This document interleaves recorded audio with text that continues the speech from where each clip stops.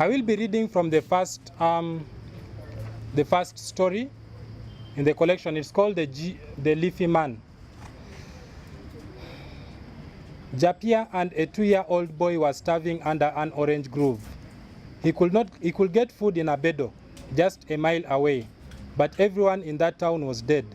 If he went there, he would see the rotting corpses of people he had grown up with, his neighbors, his friends, his loved ones. But if he did not go, he would watch the child die of hunger. They hadn't eaten in 2 days. Now the boy was too weak to cry. Japia did not know his name. They had enough water. A red brick house with a green iron sheet roof stood at the edge of the orchard. It belonged to a wealthy farmer, Opata.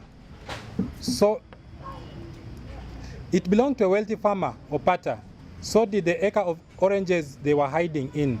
His family had fled the morning Miss Doe attacked, not knowing that the best place to hide was right in their backyard. Japia had found food in their kitchen, but now it had run out.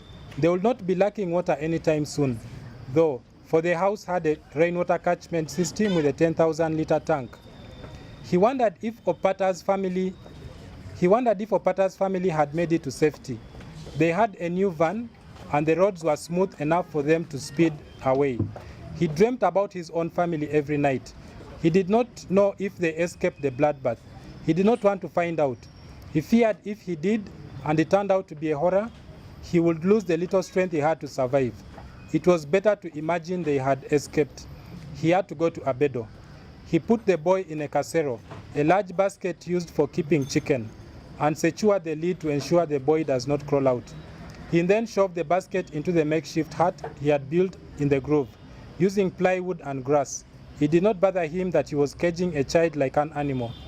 He had stayed with the boy every minute since they took refuge in the orchard, watching him, making sure he did not crawl out. Now that he had to ride to Abedo, a cage was the only way to ensure the child did not wander away from the grove.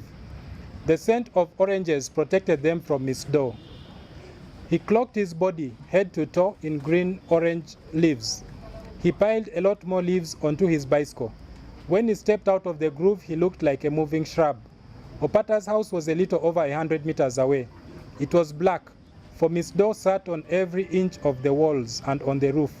Unlike her natural predecessor, the Anopheles, which had a sight limited to about 10 feet, Miss Doe had the eyes of an eagle.